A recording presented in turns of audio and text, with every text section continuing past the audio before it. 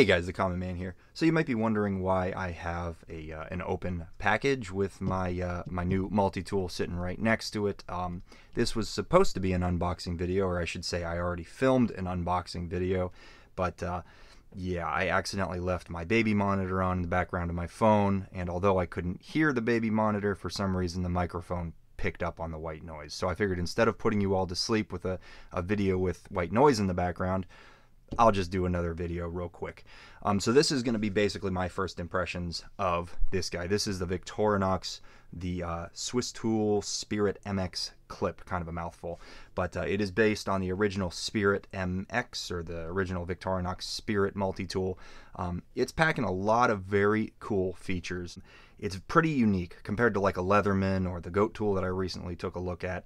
And I've had Gerber multi-tools in the past. This is kind of a step above, I think, in overall fit and finish and kind of quality control.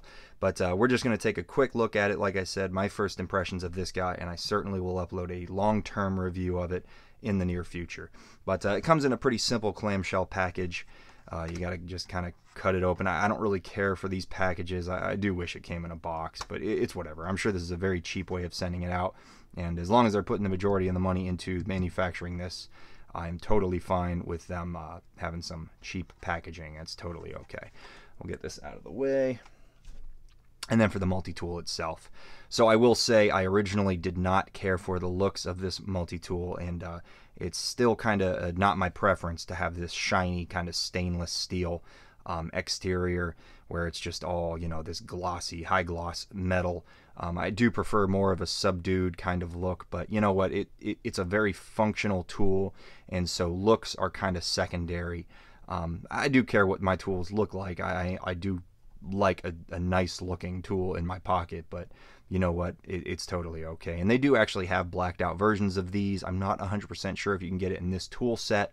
I think that the black versions do offer some different tools as different versions, but and they also don't come with a clip as far as I could tell. And that is certainly the draw, or what drew me to this particular tool, the MX clip, is because it does come with this pocket clip already installed. You can get this for the other models, but I love the fact that it already comes with it. And then another feature which I really loved and was very important to me was the one-handed opening blade.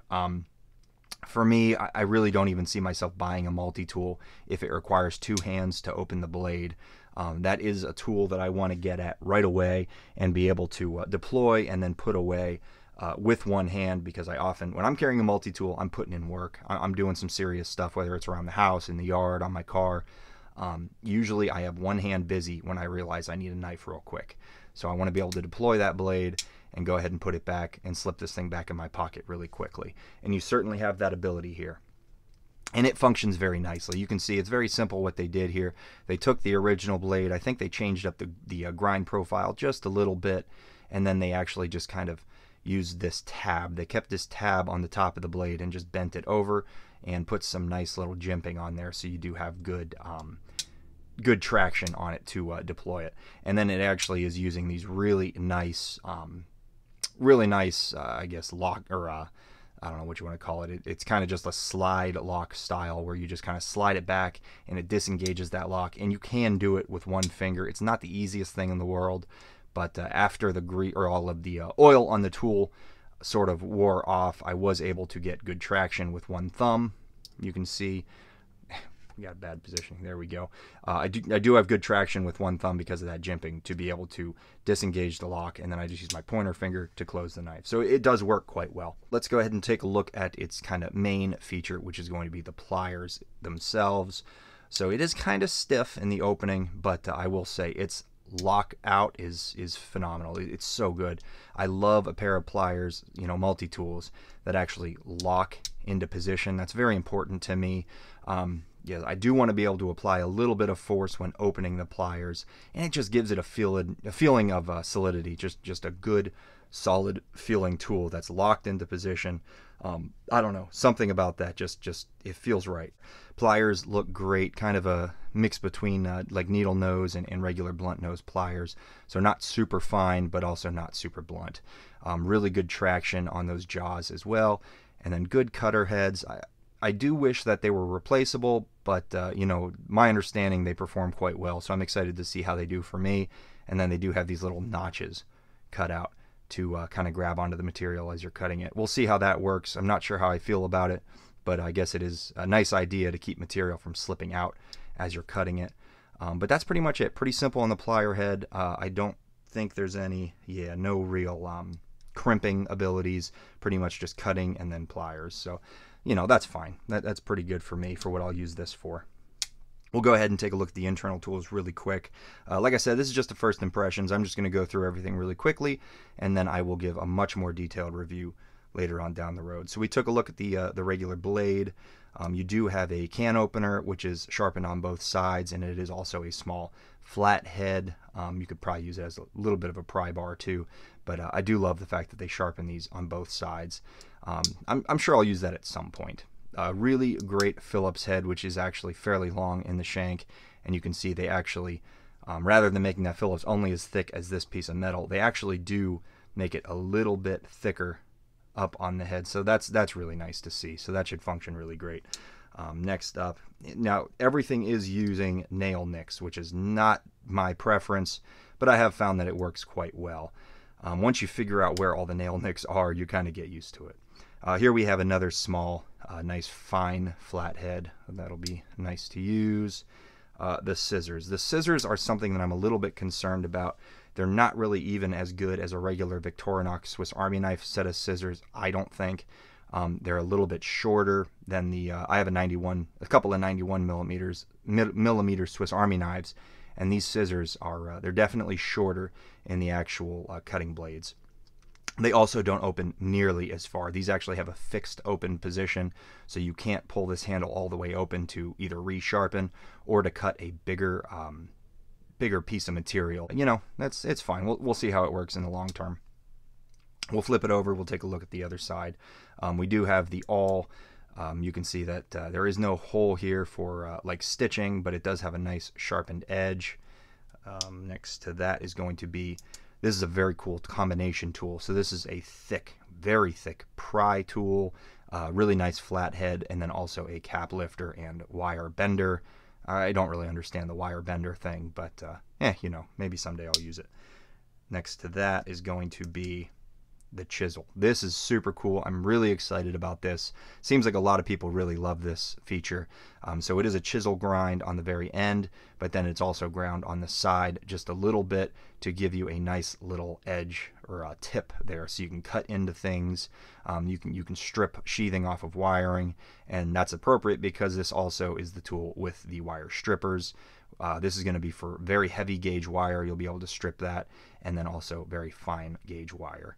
So that's going to be a very useful tool. I certainly see myself using that. And then, of course, the saw blade. I think I actually forgot. Yeah, we got one more tool to look at. But anyway, the saw blade. This is nice because it's a relatively low profile saw blade, and then also it feels like it's fairly thin. So that should match. Let's say if you're using a circular saw and you make a cut and you need to finish that cut, this should be thin enough to fit inside that kerf to complete that cut, and it feels very aggressive. I think it's going to work good. And then I did miss, so I did miss this guy. This is the file, and it is a very aggressive file. So it has a cross cut on this side, it's got single cut on this side, again, very, very aggressive, and then it's also got kind of cutting teeth on the edge of it there. We'll see how long that lasts. I mean, if you actually use that to cut metal, I doubt this is going to last very long, but I'm sure it could get you out in a pinch. And yeah, I'm just excited to see how it holds up.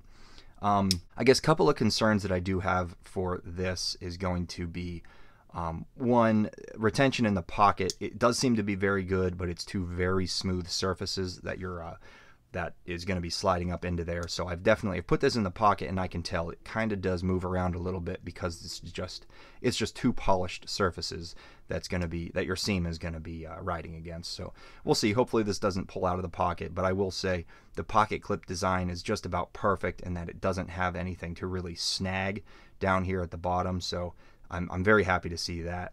Another thing is kind of traction on that knife blade. Traction with your thumb opening it is quite good. I don't see that being an issue. However, if this is oily, your hands are dirty, it may be kind of hard to get a good grip on that slide lock, because you just have enough traction to disengage it. So I am interested in seeing how that works out. And then my last thing that I'm not super happy about is the blade itself. For me, I've mentioned this before, if I'm carrying a multi-tool, I really prefer not to have to carry a full-size folder as well. I kind of want this to be my one and only tool in my pocket. So I want it to be a good performing blade, and this unfortunately is kind of a small-ish blade. It's not really all that big. I can get a measurement just to show you. Let's see. This is, yeah, I mean, really, it's only about 2 1/4 inches of cutting edge. The whole blade itself is about 2 1/2 inches. That's a pretty small blade, especially when I'm carrying this while I'm really, doing some work. Like I said, woodworking, working around the house, working in the yard. I do want a heavy-duty blade. And then the other thing is the blade material. I carry Swiss Army knives now just about every day as a secondary blade, with the intention to not really have to use it all that much. And the blade material being their proprietary stainless, at least I think it's proprietary. This blade material in a secondary backup blade isn't, I don't think, a big deal, because hopefully I shouldn't have to use it much, therefore I should not have to sharpen it too much. Unfortunately, with this being my main blade, if I'm carrying this tool, I'm just not sure that this is going to be able to hold enough of an edge, or long enough, to really make me confident in its performance. It may be absolutely fine, it may be perfectly fine, but I do abuse my multi-tools pretty badly, and my understanding is this may not perform even quite as good as Leatherman's 420HC. So again, I'll be doing a long-term review. I'll let you guys know how it goes, but that's a concern of mine. So we'll see. We'll see how it holds up. Overall, I'm extremely impressed with the build quality. I mean, this thing it feels better than even my Leatherman Arc. And my Leatherman Arc, I mean, I think of this as this is kind of my precision multi-tool. If I'm doing woodworking or anything where I want something that's going to be very reliable and precise in its tools, not like a big bruiser like my Leatherman Surge, which would be when I'm working on my car.